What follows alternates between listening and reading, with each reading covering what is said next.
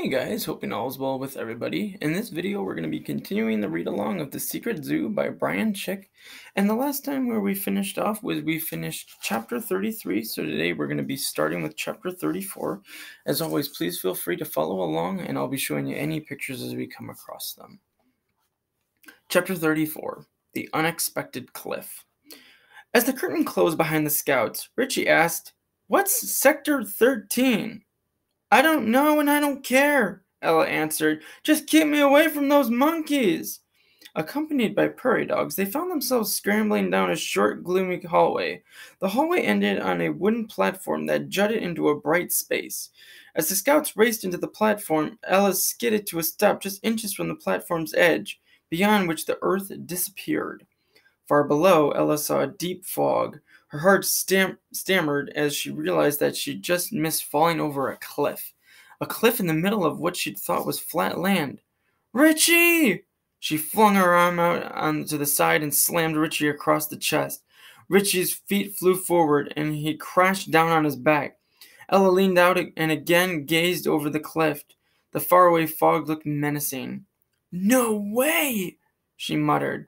"There's just no way!" As Blizzard charged down the hallway, Noah tried to figure out what the meaning of the sign he just read. "No admittance for the unwinged." "The unwinged," Noah said. "The unwinged. The unwinged. The unwinged. I don't get it." Podgy's beady black eyes stared intently into Noah's. He pointed his flippers out to his sides and flapped them deliberately. Noah raised his eyebrows. "Oh no," he murmured. "It's the Forest of Flight. The real one." Ella had little more than a second to look around and realize where they nose-dived into. Sector 13 was some type of birdhouse. A birdhouse the size of a stadium. But this birdhouse seemed to be bottomless. Below her feet, the cliff fell and fell, ending in a distant fog that concealed its true depth. From the ocean of fog rose hundreds of trees. They were too long and thick to be anything but magical. The birdhouse was circular, and its walls were dressed in green ivy. Overhead, Ella saw a glass dome, and beyond that, the strange blue sky she had seen in the City of Species. All around her, waterfalls spilled over mossy cliffs and burst into mist as they splashed across boulders. Thousands of birds soared across through the air and skipped across their tree branches. Birds of so many sizes and colors that Ella thought they looked like bits of a rainbow. Ella's attention abruptly returned to her predicament when a prairie dog came racing across from behind her. It skidded, trying to stop before the cliff, but was unsuccessful and fell over the edge with a fearful screech. A moment later, another prairie dog followed suit, then a third and a fourth. One after the other, they all skidded and disappeared. Ella had no time to stop them. It took only a second for every prairie dog that had followed Richie to fall over the edge. She could do nothing but scream. From his high perch on Blizzard's back, Noah spotted his friends at the edge of the cliff. For some reason, Richie was lying on his back. Then a terrible thing happened. One by one, the prairie dogs that had been chasing them tumbled over the edge. Blizzard hot-footed along, reaching the scouts so suddenly that his huge paw barely missed planting Richie's head in the ground like an oversized seed. Noah jumped down and rushed to Ella, who was on her hands and knees, looking over the cliff. "Ella!" he called. He gazed over the ledge. The prairie dogs looked like falling dots as they headed down into the fog. "I couldn't stop them," she said. "I couldn't." Noah knew he had to do something. But what? He sprang to his feet and scanned the ivy-covered walls of the building. In his search for a solution, he noticed something directly in front of him, across the great distance of the Forest of Flight. A single hole was carved in the wall beneath a small blinking light. On the oasis of everything Noah had experienced, he was certain that the hole had led to the Clarksville City Zoo. "It's a tunnel," he said. "A tunnel that gets birds from that zoo to this zoo, like the one Podgy and I came through. The day I met Marlowe at the Clarksville Zoo. All those birds, they came from here." But he had no time to think about that now. He looked toward the treetops, whistled, and called, "Marlowe! Are you here? Marlowe!" A tiny blue bird shot out from the leaves as quickly as a pellet from a gun. He landed on Noah's shoulder and stared at him. "Marlowe!" Still distraught from the sight of the falling prairie dogs, Ella jumped up. "This is that bird? The one that came to your window?" "This is Marlowe in the flesh, or feathers, I guess." Noah pointed to the prairie dogs and said, "Marlowe, we need help." With a few lightning-quick jerks of his head, Marlowe assessed the situation. He chirped twice and launched back up to the treetops. "What's he doing?" Ella asked. "He's going the wrong way." "I don't know, but we need to trust him. He's smart." "Smart is good, but we need fast." Ella looked down. The prairie dogs had disappeared into the fog. Marlowe dived out of the sky and zipped past in a blue blur. Seconds later, thousands of birds burst from the treetops. They raced after Marlowe, creating a gust of wind so powerful that branches and trees ripped into the air. The wind blew back Ella's ponytail and flapped the air flaps on Noah's cap. Richie clung to Blizzard's leg. Noah stood and watched. After all, he'd seen this before. Birds of every family and species descended. Eagles, owls, vultures, falcons, hawks, and chickadees. Swarms of hummingbirds as colorful as crayons and not much bigger dived into the depths of the birdhouse. Noah cried, "Get 'em, guys!" Together, the three scouts peered into the wondrous tree-filled abyss and watched the endless stream of birds race after the falling prairie dogs. "I can't believe this!" Richie exclaimed. "They say the early bird catches the worm. What kind of bird catches a prairie dog?" Noah was about to answer when he heard a droning sound. Ella and Richie heard it too. Even Blizzard pricked up his ears, and Podgy cocked his head. The sound was distant, but there was no mistaking what it was. Paws beating the ground. "Monkeys," Richie whispered. Noah walked to the middle of the platform. To the left was a gate that led to a narrow bamboo ramp. The ramp skimmed the interior wall of the birdhouse, winding around until it disappeared into the trees. It looked like a special access ramp, a quick way to get from the platform to the other sections of the forest of flight. Whatever the ramp was intended for, it was too narrow and unsteady to be for general use. "Where does that thing go?" Noah asked.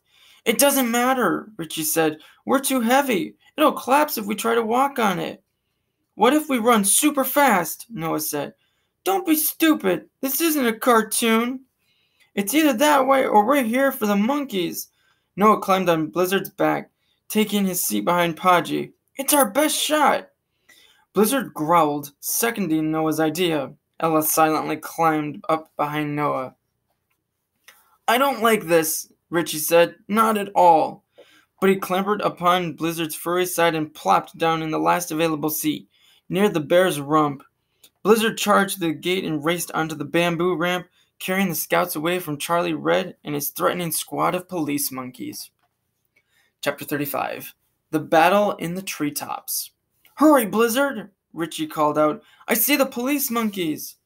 Blizzard dropped his head and raced forward. The bamboo stalks were strong, but Noah wondered how long the ramp could support them. He looked over his shoulder and watched the monkeys charge out of the dark hallway. Some of them stopped to watch extraordinary spectacle of birds, but most chased after the scouts, quickly gaining ground to them. "They're too fast!" Ella yelled. A moment later, the birds that were flying alongside the scouts swooped along upward with a deafening cacophony of squawks and whistles, but nothing bothered Blizzard. He kept his head low and barreled forward, pounding down on his meaty paws and slicing his claws into the bamboo stalks. Ella looked down. 5 black falcons were rising from the depths of the birdhouse. They were flying more slowly than the other birds, and with good reason. Each one had a prairie dog in its talons. 7 eagles trailed the falcons, following suit. "They got 'em!" Ella shouted over the noise. Most of the furry animals were bug-eyed and terrified, but some looked quite relaxed, and considering the monstrous drop they'd just endured. Together, the eagles and falcons coasted up and above the bamboo ramp and safely dropped the prairie dogs near Blizzard. "Yes!" Ella exclaimed. "I thought you couldn't stand those prairie dogs," Richie said. She shrugged her shoulders. "Danger makes me sensitive, I guess." Blizzard didn't slow down for the prairie dogs. He dodged them as if they were ordinary obstacles in his path, not living things he could make go splat. Noah looked around and pointed. "We're in trouble!" Half of the band of monkeys was leaping through the trees, lunging from branch to branch, while the others stayed behind. "They're gonna get ahead of us!" Ella announced. "We'll be cornered!" The scouts could do nothing but charge forward. Noah watched as the monkeys caught up to them and passed them, still in the branches above.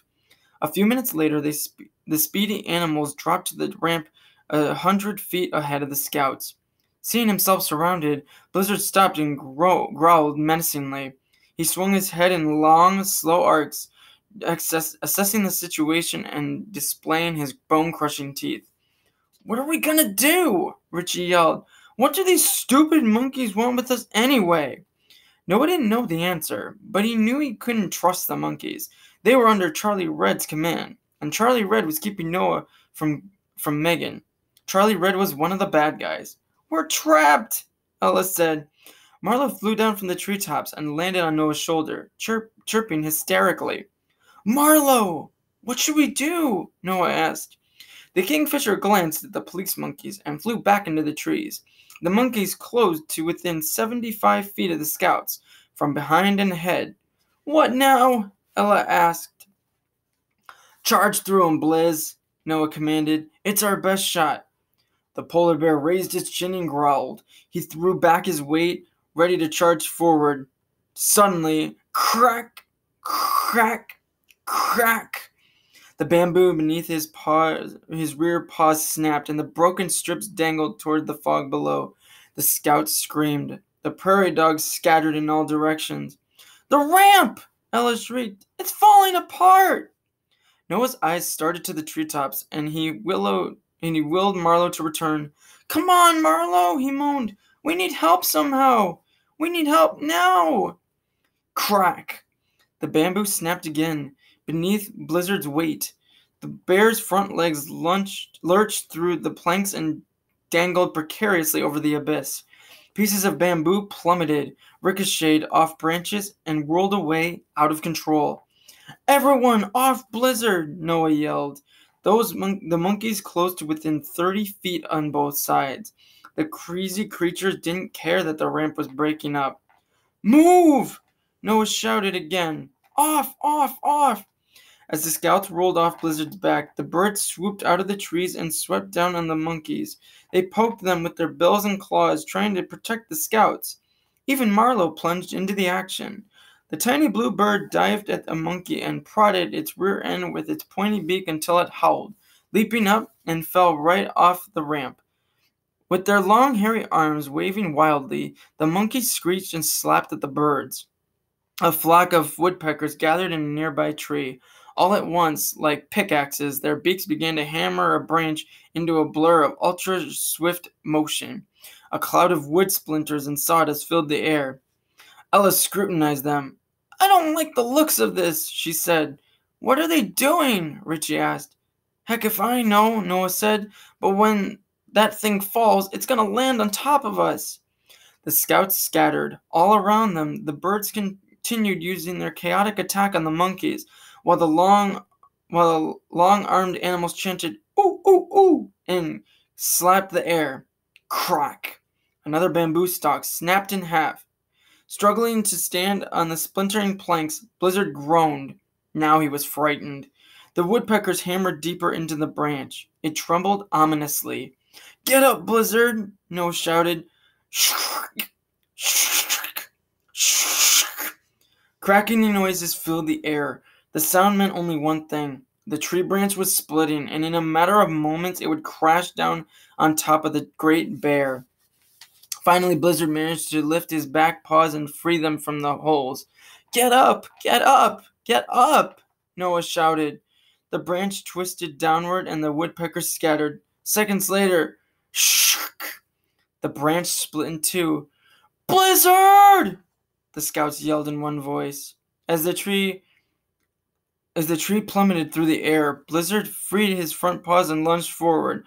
When the branch hit, a shockwave rocked the ramp. Everyone, the monkeys, the prairie dogs, Podgy, Blizzard, and the scouts bounced and flailed out of control. "Hold on!" Ella screamed. The ramp rolled up and down. waving in the air for that seemed like an eternity. When it finally stopped moving, Noah scanned the scene to figure out what had happened. The fallen branch was wedged between the birdhouse wall and the other two branches. It had become a secure bridge for the ramp to a distant tree. The woodpeckers had provided the scouts with an escape route. For a minute, nobody moved except the birds that had been attacking the monkeys. Confused, they circled above the scene. Then, as if someone had flicked a switch, the animals remembered what they had been doing and picked up where they had left off. The birds dived down at the police monkeys. The monkeys screeched in response and swatted the air. The scouts ran into the fallen branch. Ella was the first to climb on, yelling, "Come on, you guys! It's solid!" Noah jumped on the bridge. "Blizzard, it's strong enough for you." He was contemplating how to get Podgy across when he noticed that Richie had already taken care of the logistics. He had placed his backpack between Blizzard's jaws and given it its place on his back to Podgy. The penguin was riding piggyback. He'd wrapped his flippers over Richie's shoulders and wedged his feet in the crooks of his arms. His beak stuck out above Richie's forehead. Together they looked like an extraordinary creature with two mismatched faces. Podgy nervously snapped his head back and forth, slapping his bill against Richie's crown. His bill was like a pinball flipper, and Richie's head the defenseless ball. Ella and Noah quickly crossed the branch. The bridge was wide enough for Blizzard to plod over it without much difficulty. Even Richie and Podgy traversed it in a snap, though they were slightly wobblier than the others. As soon as everyone was safely planted on a sturdy, wide branch in the new tree, the woodpeckers descended on the fallen branch and started to work their red-plumed heads like miniature jackhammers. "Now what are they doing?" Ella asked. "Cutting through," Richie replied. "They're gonna get rid of that bridge so the monkeys can't get us. At least not without finding a different route." "They're buying us time," Noah said. Crack! The giant branch snapped in two. The scouts watched bark, twigs, and leaves plummet toward the distant fog, bouncing off other branches and sending tremors through the trees. Eventually, all the pieces disappeared into the silence of the fog below. Minutes passed. The scouts clung to their branch and waited. Noah had to determine their next move. They needed more help from the animals, but he was worried they might be on their own from now on. Then, from the depths of the forest of flight, a roar mumbled. Before everyone's eyes, the fog shifted and shimmered. It was breaking up.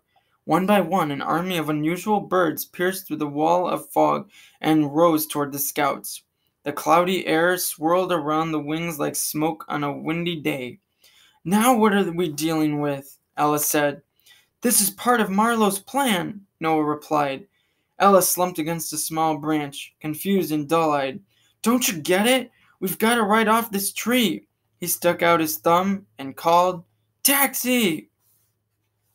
Chapter 36. The Return of the Dodo.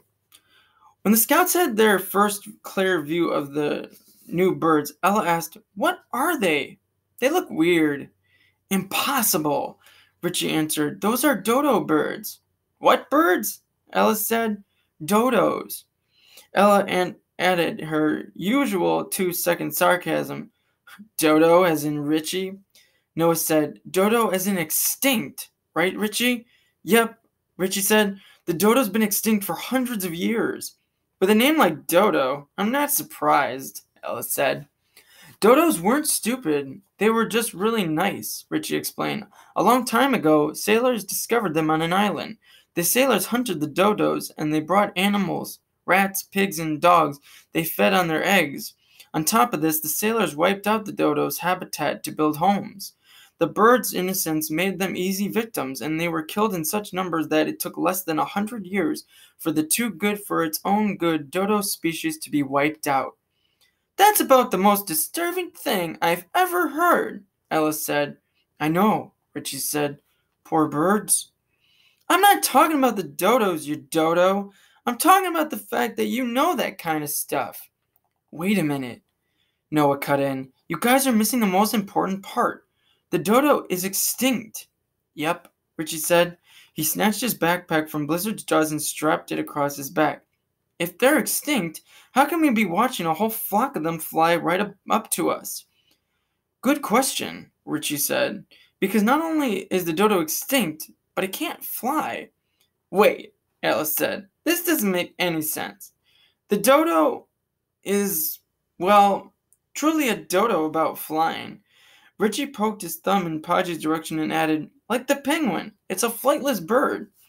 That solves it then, Alice said. Those things aren't dodos. You're wrong. Nuh-uh, I'm positive about this. Well, Mr. Britannica, do you mind telling me how an extinct bird that can't fly is flying around? Not extinct?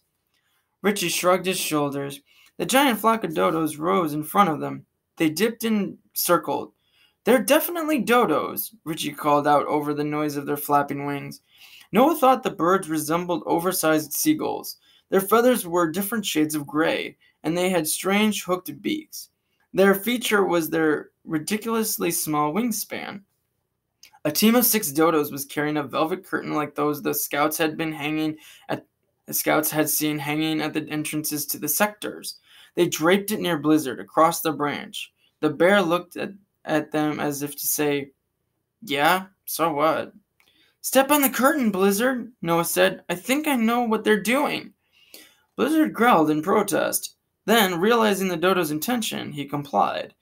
The big birds buried their claws in the cloth and, flapping their puny wings as fast as possible, hoisted the big bear in the air and descended slowly into the foggy depths of the birdhouse.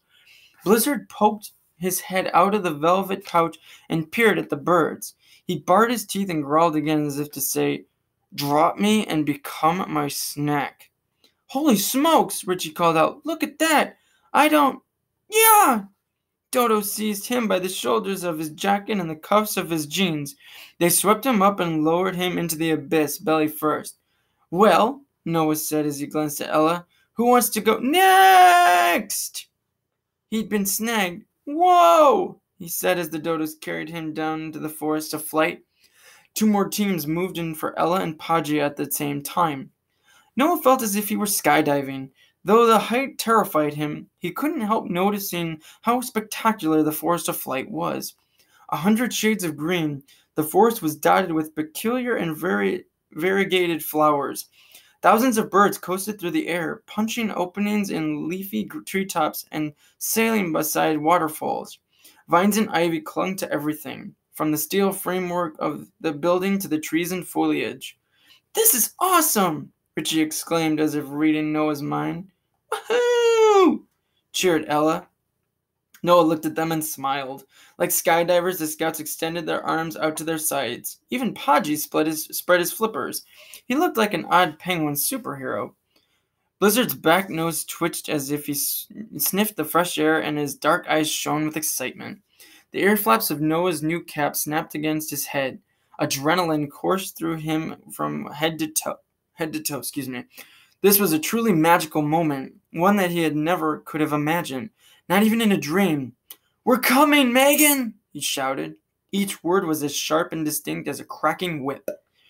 Together, the 3 children started to cheer. The dreamlike building came alive with a symphony of birds as chirps, squawks, and caws echoed in the vast space of the forest of flight. The noises drowned out every other sound. Birds sailed from branches in beams. They dived through the air, their swift movements as choreography danced to the music of their strange and wondrous voices. And that is the end of chapter 36. I hope you guys enjoyed that video. I look forward to seeing you again in the continuation of The Secret Zoo, where we'll be continuing and starting with chapter 37. But as always, guys, please take good care of yourselves, and I look forward to seeing you soon. Thank you so much for watching. Take good care.